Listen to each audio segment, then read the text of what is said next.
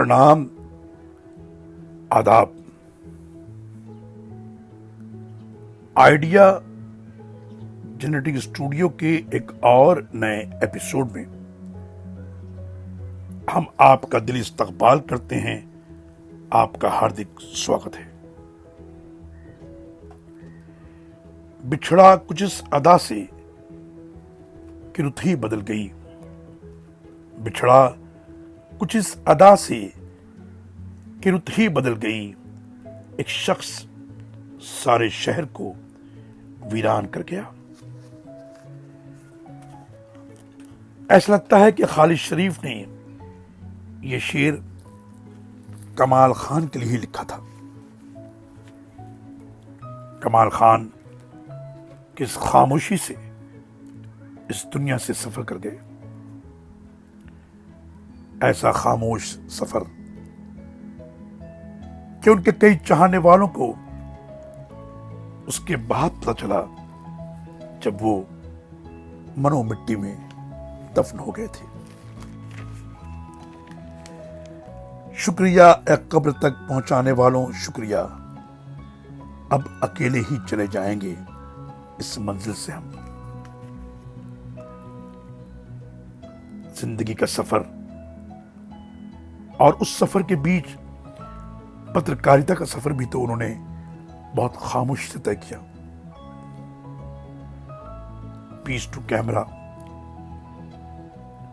जब वो बनाया करते थे तो दिन भर उसके बारे में सोचा करते थे। ढेरों किताबों का अध्ययन किया करते थे। रविश कुमार कहते हैं कि 1000 दुखों से गुजर रही है भारत की पत्रकारिता। दुख आज 1000 गुना और गहरा लग रहा है।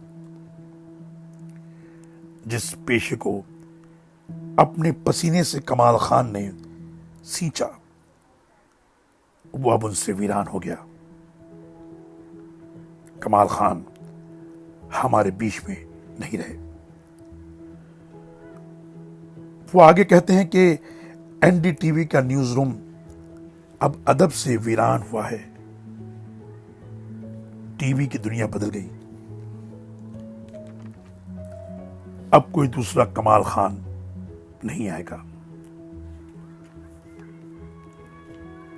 बेताल्लुक जिंदगी अच्छी नहीं। बेताल्लुक जिंदगी अच्छी नहीं। जिंदगी क्या मौत भी अच्छी नहीं। रविश कुमार आगे कहते हैं कि उन्होंने न सिर्फ सहाफत की नुमाइंदगी की, सहाफत के अंदर मौजूद जज्बात और जुबान की नुमाइंदगी की, बल्कि अपनी रिपोर्ट के जरिए अपने शहर लखनऊ और अपने मुल्क हिंदुस्तान की नुमाइंदगी भी की। कमाल खान जैसा पत्रकार सिर्फ काम से पहचाना जाता है। अगर हम अयोध्या पर उनकी सैकड़ों रिपोर्ट्स को एक जगह एक साथ रखें तो पता चलेगा कि कमाल खान की पूरे उत्तर प्रदेश में एक अलग अयोध्या थी। जब कमाल खान बोलते थे तो सुनने वाला भी रुक जाता, क्योंकि कमाल खान उनकी नजरों से गुजरकर उनके जहनों में उतर जाते और अपने ज़मीर को हल्के फुल्के हाथों से झिझोड़ कर याद दिलाते थे कि हर चीज का मतलब मोहब्बत और भाईचारा ही है, और क्या है। बला की चमक उसके चेहरे पे थी। बला की चमक उसके चेहरे पर थी। मुझे क्या खबर थी वो मर जाएगा। कमाल खान बहुत डिसिप्लिन थे, इसलिए वो हर बात के लिए हाँ नहीं करते, कभी कभी ना भी कह देते। एनडीटीवी का उनका साथ 3 दहाइयों पर मुश्तमिल है। 14 तारीख की सुबह लखनऊ के अपने मकान में उन्होंने आखिरी सांस ली और शाम होते होते उन्हें सुपुर्द खाक कर दिया गया। जमाना बड़े शौक से सुन रहा था। हम ही सो गए दास्तां कहते कहते। पत्रकारिता का सबसे बड़ा सम्मान रामनाथ गोयनका अवार्ड से उन्हें सम्मानित किया गया था। कमाल खान पत्रकारिता से पहले रशियन जबान के ट्रांसलेटर भी थे।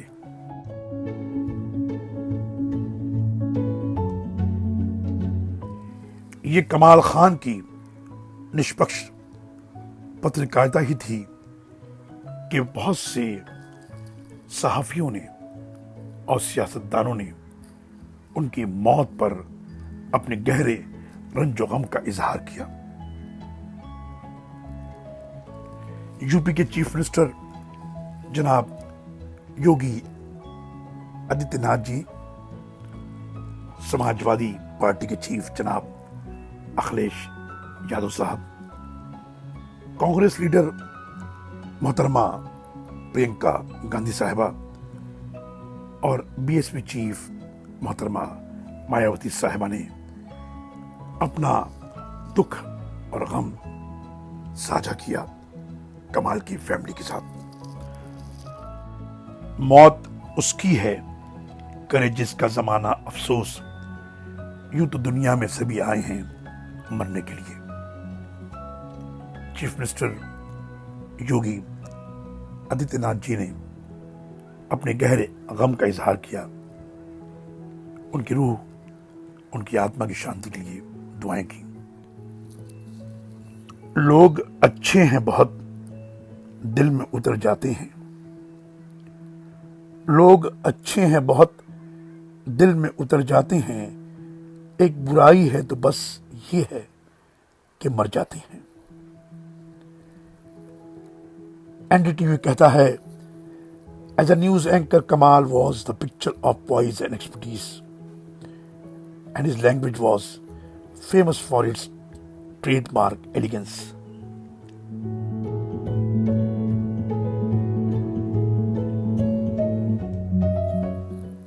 ये तो बस कमाल खान का कमाल था कि वो मुश्किल से मुश्किल और कठिन से कठिन बात भी इतने हसीन पैराए में कहते कि उस बात की सख्ती में मुलायमत आ जाती। गंगा जमनी तहजीब के अलंबरदार कमाल खान का अंदाज़ गुफ्तगू बिल्कुल ही आजकल के पत्रकारों से नहीं मिलता था। उन्होंने कभी ऊंची आवाज में अपनी कोई रिपोर्टिंग नहीं की। उनको देखकर ऐसा लगता था कि पत्रकार ऐसा ही होता है, उसे ऐसा ही होना चाहिए। उनके हाव भाव में, उनकी बोलचाल में, उनकी बॉडी लैंग्वेज में पत्रकारिता झलकती थी। न उनका किसी से विवाद था, न मतभेद, न वो किसी के सपोर्टर थे और न ओपोनेंट। हाँ, सत्य के पुजारी थे। लोगों को हकीकत से रूबरू करवाते थे। यही वजह है कि उनके चले जाने के बाद उनके हजारों चाहने वालों ने ट्वीट के जरिए, अपने कमेंट के जरिए उनसे अपनी मोहब्बत और लगाव का इजहार किया है। 61 वर्षीय कमाल खान ने अंग्रेजी में एमए किया था और फिलॉसफी और रशियन भाषा की पढ़ाई मॉस्को यूनिवर्सिटी में मुकम्मल की थी। मौत से किसको रुस्तगारी है, मौत से किसको रुस्तगारी है, आज वो कल हमारी बारी है। 1995 में एनडीटीवी को ज्वाइन किया। यूपी और उत्तराखंड रियासतों की जिम्मेदारी संभाली।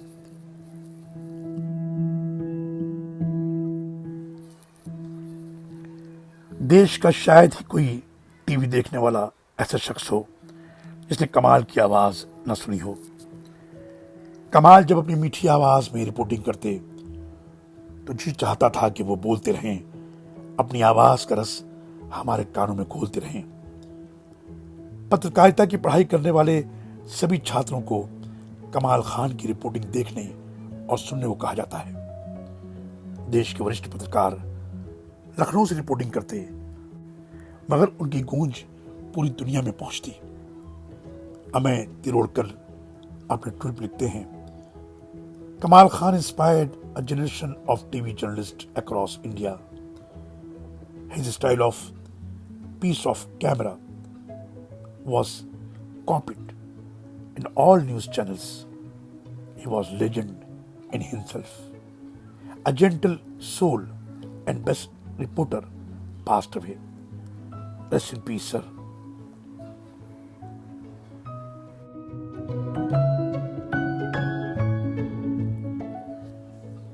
राहुल सिंह ने अपने ट्वीट में लिखा है कि टीवी की दुनिया में उनका अपना एक अलग अंदाज था। कमाल खान का यूं जाना बेहद दुखद है। उम्र नहीं थी जाने की, ऊपर वाला उन्हें अपने चरणों में स्थान दे। ओम शांति। जर्नलिस्ट प्रशांत कुमार लिखते हैं, कमाल sir was an institution in himself and man who always help others. Kamlesh Singh लिखते हैं, कमाल खान का था अंदाजे बयां और। He lived in Lucknow and Lucknow lived in him.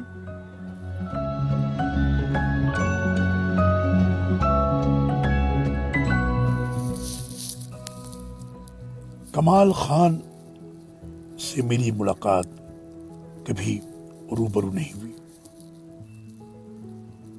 मैं उनको जानता था तो सिर्फ टीवी के जरिए।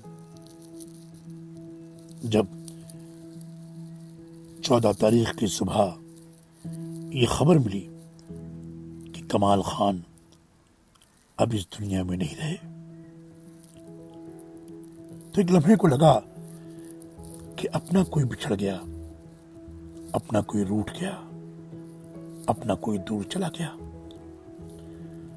जहन में ये शेर आया, हुए नामवर बेनिशां कैसे कैसे, हुए नामवर बेनिशां कैसे कैसे, जमी खा गई आसमां कैसे कैसे। कुछ देर बाद मैंने अपने चंद दोस्तों को फोन किया। आप यकीन माने, मेरे हर दोस्त की कैफियत वही थी जो मेरी थी। हर कोई कमाल खान को मिस कर रहा था। हर कोई कमाल खान के लिए अफसुर्दा था। हर कोई कमाल खान के लिए दुखी था। रहने को सदा दहर में आता नहीं कोई, रहने को सदा दहर में आता नहीं कोई, तुम जैसे गए ऐसे भी जाता नहीं कोई। हम इस एपिसोड के अंत में अल्लाह रब्बुल इज्जत से ये दुआ करते हैं कि वो कमाल खान की कब्र को नूर से मुनव्वर कर दे, उनके गुनाहों को माफ कर दे और उन्हें जन्नतुल फिरदौस में आला मकाम अता करे। आमीन सुम्मा आमीन।